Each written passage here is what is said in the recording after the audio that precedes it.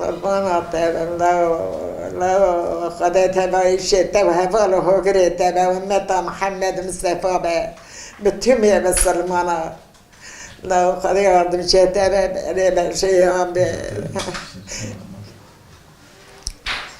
لو خدي إن شاء الله الشتاء لبنا لو إشي وانا جلبنا دعاء قنجة خدي لو خدي إشي وجلبنا برايمن قنجة خدا دعاء مكان كرمنا من قايهم بنيشة مخندي ملاك ما تبو مرابو جاب الشيف داس ما يقدر ميكر قاضي خدا كر هذا حاجة دعاء كم خشكوا ولا بالشيف جيرانا زي نمر تكن قاضي خدا دك يردم شيء خدا يردم شيء تبع ولا يشات حتى بيستادي ما حتى نيفر قاضي خدا كم هالبرة مكرنا حفصي ستوتنا كرهك مكرنا حبسي إذا رامت تنينة تشتكي دستي هنداتنا في قلب كره مشغرة دخان كره مشغرة ملاتي ذكر إذا راخب زوري ذكر كره من سرتوتنا كرنا حبسي كره مبردة كره من دخان شخرة كره من خرا خوجاتي ذكر كره مبردة باي خدا دابا من بده خاطر من اختياري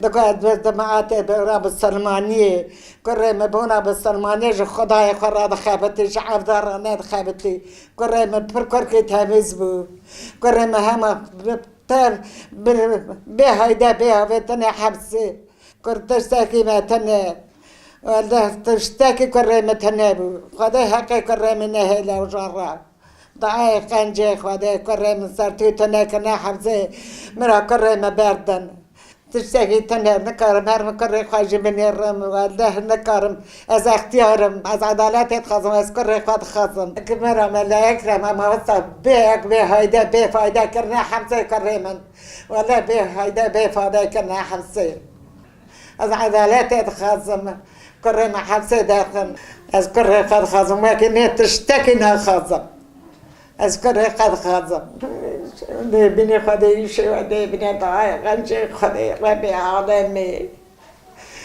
تشتكينا خاضم أذكر قد خاضم طاي بكم كرمينا من أول قري عرفي مش برو كرمي وكم ضاي بالزول إن ما جا خدك جبك من أبين كارم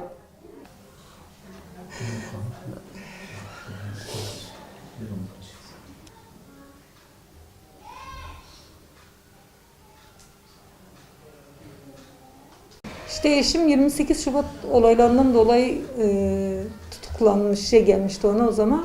Yakalama şu hocaydı, ders falan veriyordu diye. 28 Şubat olaylarından dolayı eşim o zamandan arama yapıldı. O zaman eşim bir yıl dışarıda kaldı. Bir yıldan sonra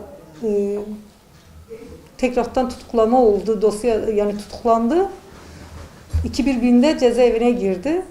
2000'de bir yıl cezaevinde kaldı. Hiçbir şey üstüne olmadığı halde yani alim olduğu için çocuklara camide ders veriyordu. Eşim hiçbir kötü yani bir şeyi yoktu. Kimseye bir zararı yoktu. Alim olduğu için hocaydı. Camilerde ders verdiği için bir yıl işte 2001'de yakalandı. Bir yıl içeride kaldı. Hiçbir suçu olmadığı halde bir yıl içeride bıraktılar. Bir yıldan sonra tekrar eşim bırakıldı. İşte dosyalar devam ettiği için 18 sene miydi? 15 sene sonra mı filan işte dosyalar tekrardan Yargıtay'a gitti. Yargıtay'dan sonra tekrardan eşime ceza geldi. Ceza geldiği için işte bu 5 yıldır eşim dışarıdadır yani cezaevindedir. Çocuklarım ufaktı yani onlara babalık yapacak tam zamanındayken işte çocuklarım liseye gittiler. Tam babalarına ihtiyaçları olduğu zaman başlarında olmadığı için bayağı bir sıkıntı çektim. Bayağı da çok sıkıntı çektim hani babaları olmadığı için. Ve çocuklarım da oğlan çocuklarıydı kimse başlarında olmadığı için. Benim onlara annelik yaptım, hem babalık yaptım, hem evi geçindirdim onlarla. Ne bileyim hani hem alim olduğu için bir suçları olsaydı cezaevinde deseydim bir suçu var ben diyecektim tamam bir suçu var ama çok şükür yine de ben şey değilim ama ben adalet istiyorum ki bu kadar zaman mağduriyete uğradık. Şimdi eşim cezaevinde kaynanam yaşlıdır.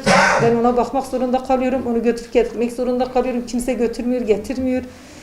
Ha ne bileyim yani yaşlıdır kadın her gün kalkır ağlıyor oğlum oğlum diye gündüzleri sayıklıyor gece konuşuyor. Diyorsun adaletli davransalar bizimkileri bırakmak zorundalar. Yani bıraksınlar hani bu kadar biz mağduruz çocuklarım mağdur ben çocuklarıma Bayağı bir zorluk çektim. O kadar bir zorluklar çektim ki kimse bile yardım edecek kimsem yoktu. İnan ki yani 3 tane oğlan çocuğum diye bir ben biliyorum, bir Allah biliyor ben ne kadar zorluk çektim onlarla.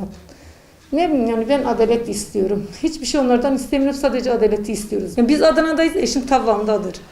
Yani bayağı bir sorun oluyor, kimse yok, tek başına gidemiyorsun, mecbur 2 kişi gittiğin zaman bir sürü masrafın oluyor. Ondan sonra gidip bir de o yorgunla git düşün buradan Tavan'a kadar git, aynı gün geri dön gel, cezaevine çık, 45 dakikada gidiyorsun. 45 dakikalık bir görüş var, 45 dakikada sonra çıkırsın, o kadar yorgun tekrar yola düşüp geri geliyoruz. Biz bizimkilerin faydalanmasını istiyoruz yani biz mağduruz, çocuklarımız da mağdurdu, biz kendimiz mağduruz. Eşim cezaevinde olduğundan dolayı geçimimizi yapamıyoruz. Yani çocuklarım liseyi bile bıraktılar, okuyamadılar ki geçim kaynağından dolayı. Yani biz adaleti istiyoruz.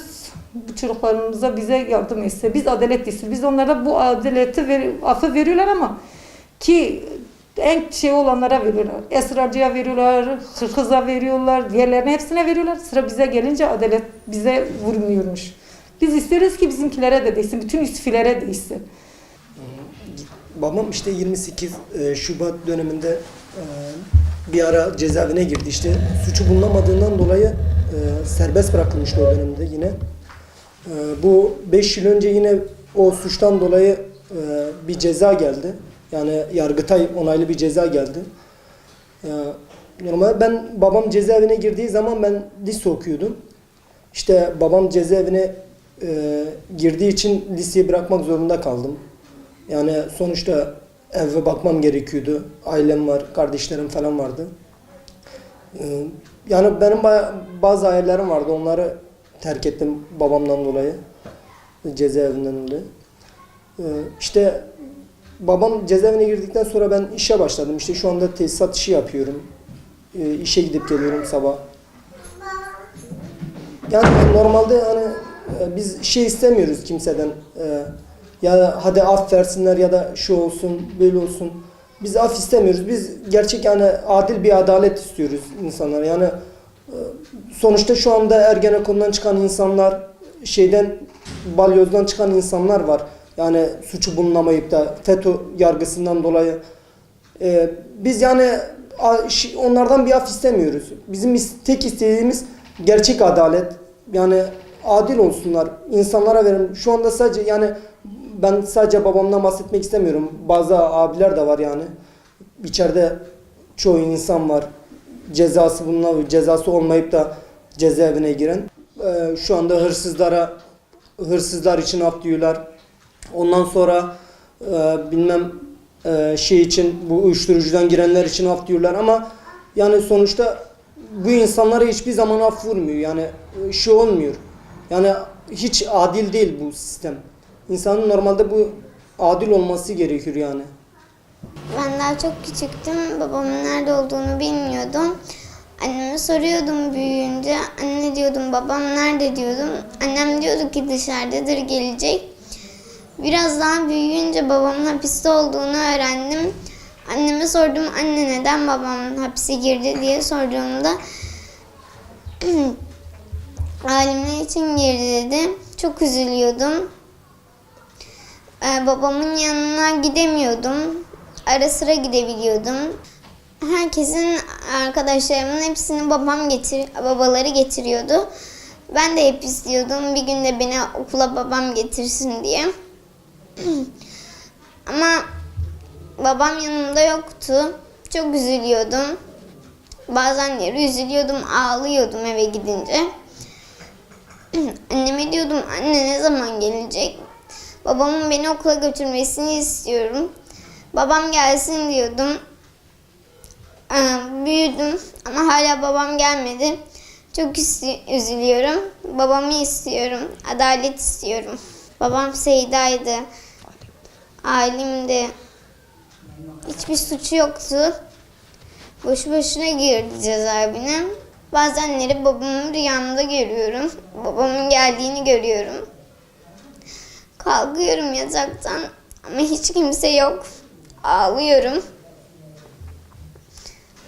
Keşke benim de babam gelseydi. Şu an bir mucize olup gelseydi. Kapı çalsaydı. Bazenleri kapı çalıyor.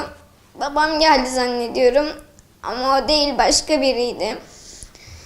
Her gün kapıda bekliyorum onu ama o gelmiyor.